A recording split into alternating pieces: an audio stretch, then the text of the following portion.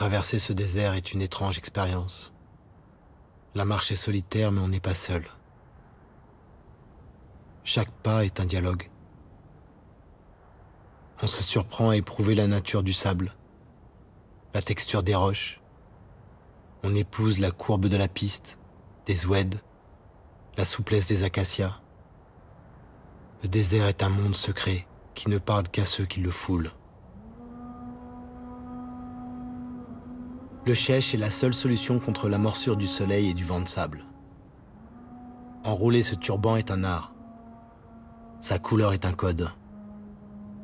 Le blanc est signe de respect pour ceux qui vont vous offrir l'hospitalité.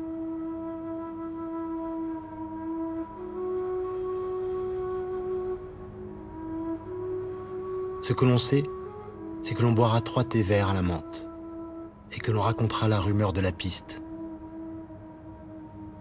Le premier de ces thés sera amer comme la mort, le second doux comme la vie et le dernier sucré comme l'amour.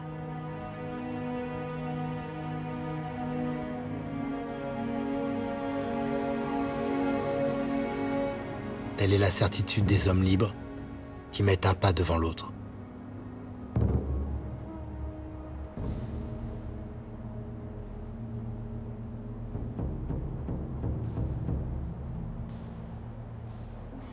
Mes pas m'ont conduit dans le Tassili Nadjer, un plateau de grès à plus de 1000 mètres d'altitude, entièrement sculpté, tailladé. Pendant des millions d'années, son sol a été raviné par les eaux. Puis, avec la sécheresse, ce fut au tour du vent d'user et de polir ses roches. Le froid de la nuit et le chaud du jour ont fait éclater ces pierres. Seul, dans cette immensité, j'ai vu la terre se transformer.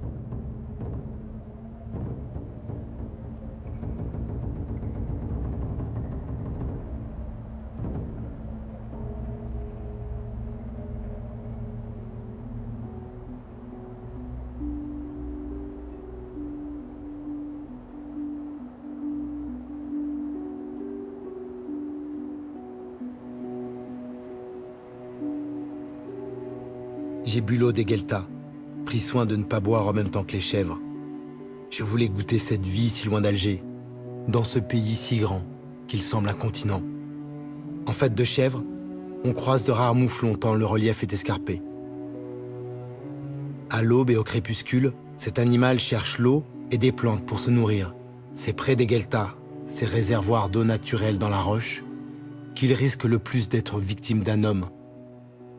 L'espèce est menacée et vit réfugiée dans ces régions.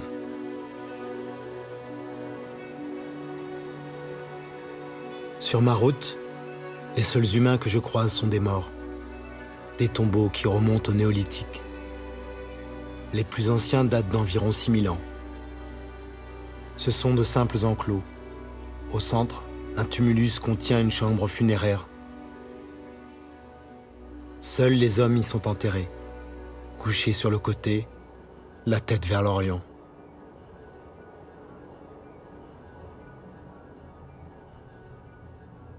À partir d'ici, je suis entré dans le plus grand musée à ciel ouvert de l'époque néolithique. Il faut venir jusqu'ici pour le croire. Il faut voir la cité de Séphar, la plus grande cité troglodyte au monde. Une ville de pierre, avec ses façades immenses, ses avenues perpendiculaires, ses places, ses rues. Séphar est inscrit au patrimoine mondial de l'humanité depuis 1982.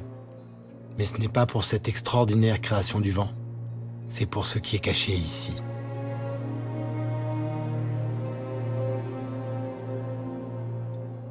« 15 000 dessins et peintures rupestres ornent les murs de cette monumentale cité naturelle. Séphar du Tassili Nadjer est un des plus vastes ensembles d'art rupestre préhistorique au monde.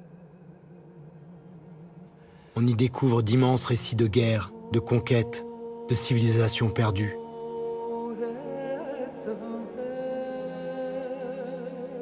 « On découvre aussi combien ce désert n'a pas toujours été aride.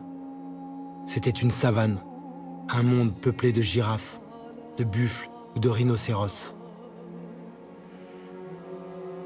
15 000 œuvres qui racontent 6 000 ans de changement du climat, de migration de la faune et d'évolution de la vie humaine aux confins du Sahara, comme un grand livre du désert.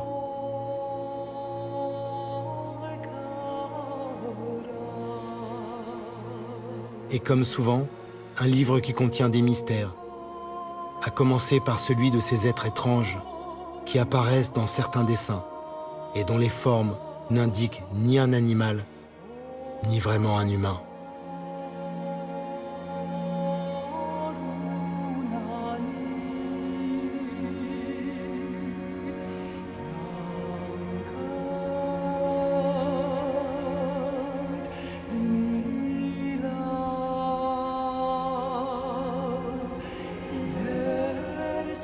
Rares sont les voyageurs qui s'aventurent au-delà de la cité de Séphar. Personne ou presque n'arrive jusqu'ici. Aux confins de l'Algérie, j'ai vu le Tadrart rouge. J'ai contemplé l'infinie beauté du monde pour m'en souvenir à jamais. Puis je me suis agenouillé et j'ai fermé les yeux.